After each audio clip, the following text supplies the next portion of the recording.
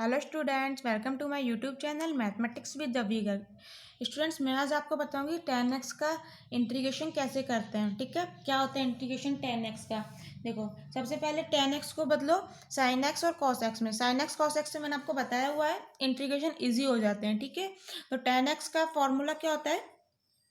10x को आप लिख सकते हैं sin x upon cos x। ठीक है, तो इसको लिख लीजिए इसी तरह से इंटीग्रेशन में sin x upon cos x dx। ठीक है, अब आपको इसको इंटीग्रेट करना है तो आपको को एक्स बराबर मानना पड़ेगा t। तो मान लीजिए cos x बराबर t। ठीक है, लिख लीजिए लेट, मान लिया आपने। अब आपको इसका करना है डिफ्रेंशिएशन। cos x का डिफ्रेंशिएशन क्या होता है, माइनस साइन एक्स।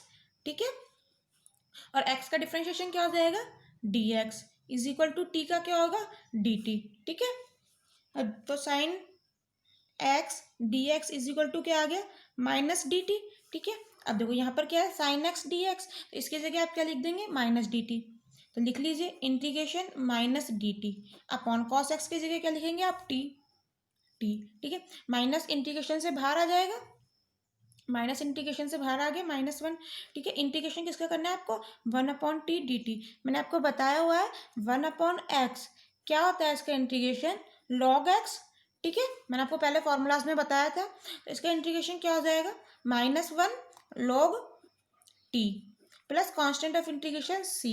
ठीक है, अब ये तो हमारा आंसर नहीं है क्योंकि हमें x की फॉर्म में दिया हुआ था क्वेश्चन, x वेरिएबल की फॉर्म में। यहाँ हमारा t वेरिएबल चल रहा, तो हमें t वेरिएबल को x वेरिएबल में चेंज करना पड़ेगा। तो t की वैल्यू आप क्या लिखेंगे यहाँ से, cos x।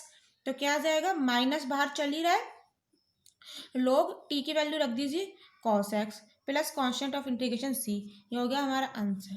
ठीक है स्टूडेंट्स, याद रखिए 10x का इंटीग्रेशन होता है minus log cos x plus C. जब फॉर्मूलाज बताते हैं तो इसका इंटीग्रेशन नहीं बताते हैं क्योंकि इसका इंटीग्रेशन हमें सॉल्व करना पड़ता है इस तरह से। तो इसलिए आप इसको याद रखिए, अपने नोटबुक में लिख लीजिए 10x का इंटीग्रेशन होता है minus log cos x plus C. ठीक है, एक चीज़ और, अगर आप यहाँ पर इससे कंफ्यूज हो रहे हैं कि ये डिफ्रेंशिएट किसके रेस्पेक्ट में क्या है, तो मैंने आपको पहले वाले लेक्चर्स में एक चीज़ बताई थी। क्या बताया था, देखो मैंने आपसे कहा था कई टीचर्स बोलते हैं कि जैसे cos x बराबर आपने माना है t, कि आप इसको डिफ्रेंशिएट करो x के रेस्पेक्ट में। देखो डिफ्रेंशिएट विद, मैंने शॉर्ट में लिखा है स्टूडेंट्स, आप लिख लीजिएगा completely with respect to x। ठीक है, कई टीचर्स ऐसा बोलते हैं, तो इसका डिफरेंशिएशन क्या हो जाएगा, साइन एक्स का हो गया माइनस साइन एक्स।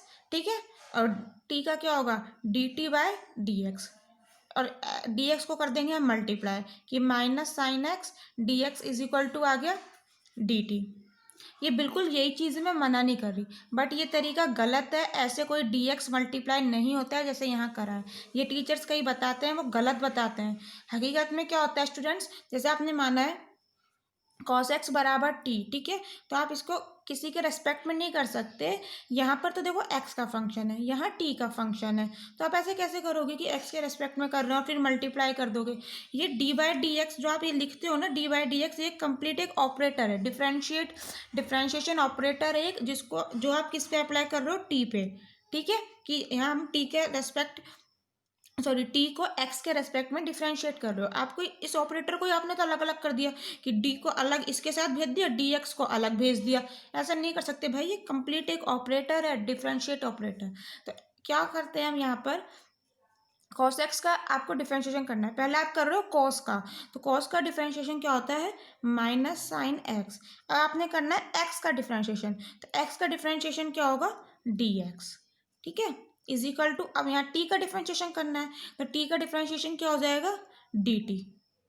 ठीक है, अब इस तरह से आता है कि minus sine x D x is equal to d t. ये इस तरह से आया है, ना कि इस तरह से। आप इसको मल्टीप्लाई नहीं कर सकते, ये कंप्लीट एक ऑपरेटर है, याद रखिए फ्रेंड्स। ये कई स्टूडेंट्स को ये चीज़ नहीं पता होती है, वो मल्टीप्लाई कर देते हैं। आंसर सेम आता है, चीज़ सेम है, बट आपको तरीका भी तो पता होना चाहिए ना, सही होता क्या है हकीकत में। कई स्टूडेंट्स को कॉलेज लेवल तक नहीं पता लगती है ये बात, बट आपको याद रखनी है बातें, मैंने आपको बताई है। तो ठीक है स्टूडेंट्स, तो thank you so much students. Next lecture में मैं आपको बताऊंगी कॉट एक्स का इंटीग्रेशन क्या होता है। सो अगर आपने चैनल को सब्सक्राइब नहीं किया है तो स्टूडेंट्स प्लीज़ चैनल को सब्सक्राइब कर लीजिए, जिससे आपको आने वाले सभी नोटिफिकेशन मिलते रहे। So thank you so much students.